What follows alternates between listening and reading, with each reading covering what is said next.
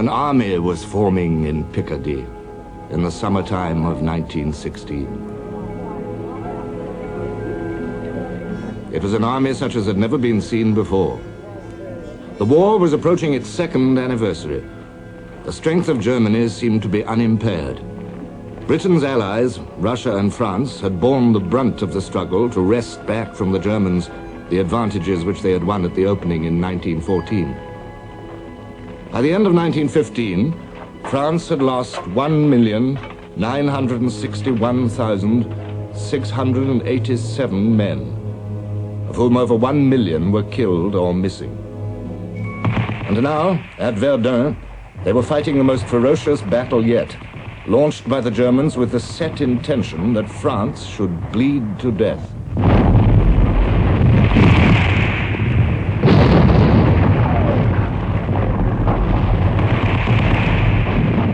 It was time for Britain to put forth her strength.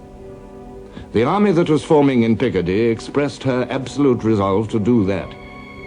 From shattered Ypres in the north, from the flat lands round Loos and La Bassée, from the channel ports of debarkation, down the long roads of France, division by division, month by month, the British soldiers flowed forward, like iron filings drawn towards a magnet, the Somme. This was Britain's new army. This was the army with which the war would be fought and won.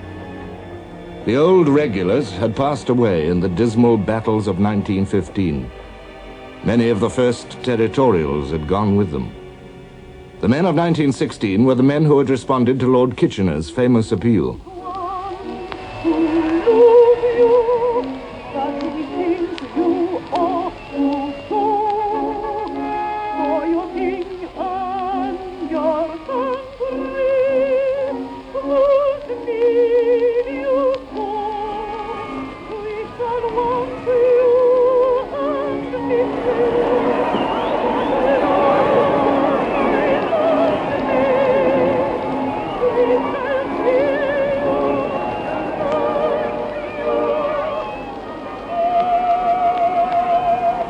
King and country were not just abstractions.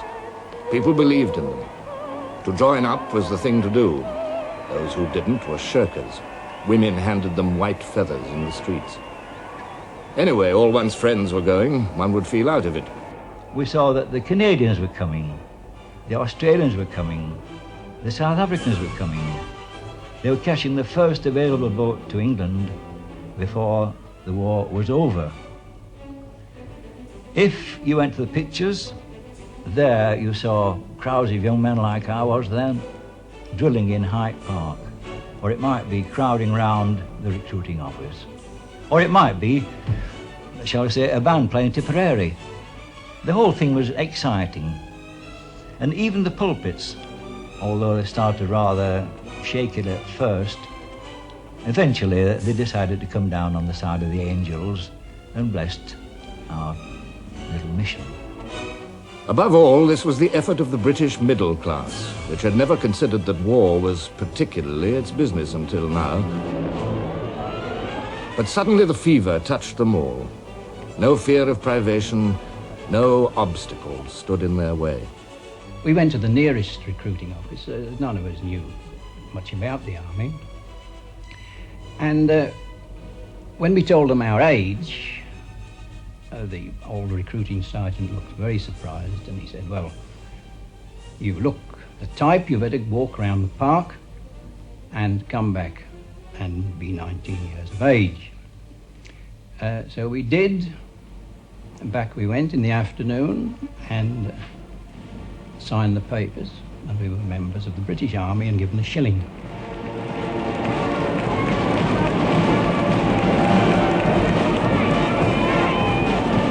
One idea, it started in Liverpool, caught on at once.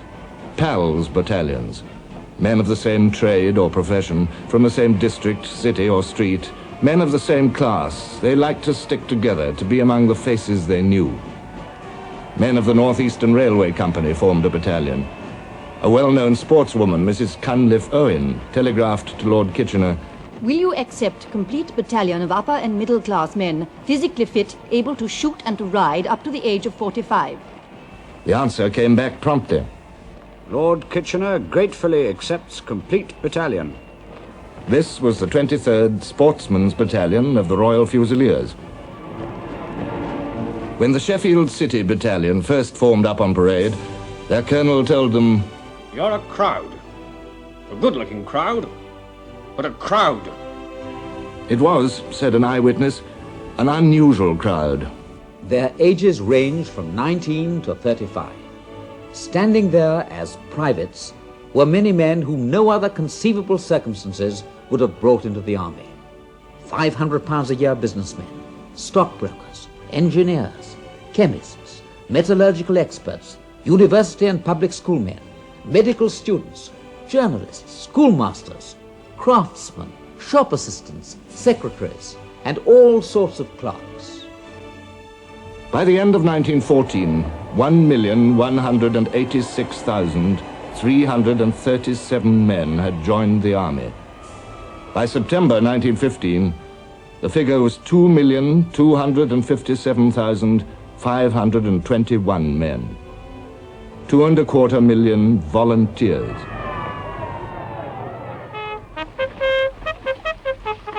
Fall in A, fall in B, fall in every company. Now they were in the army, and they set about learning to be soldiers.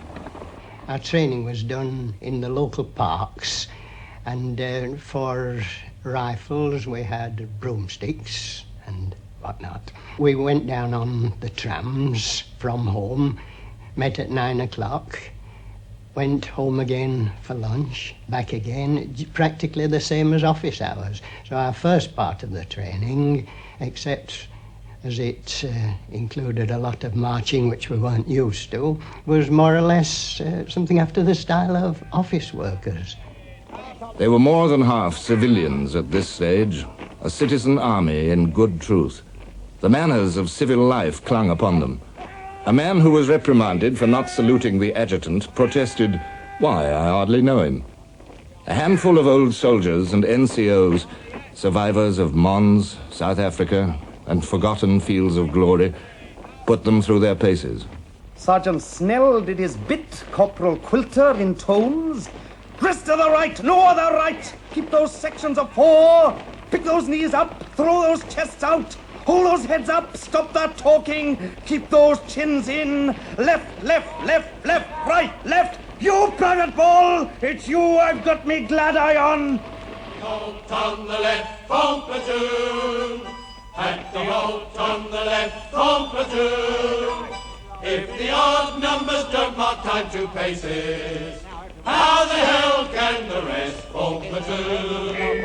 If he moves in the ranks, take his name. If he moves in the ranks, take his name.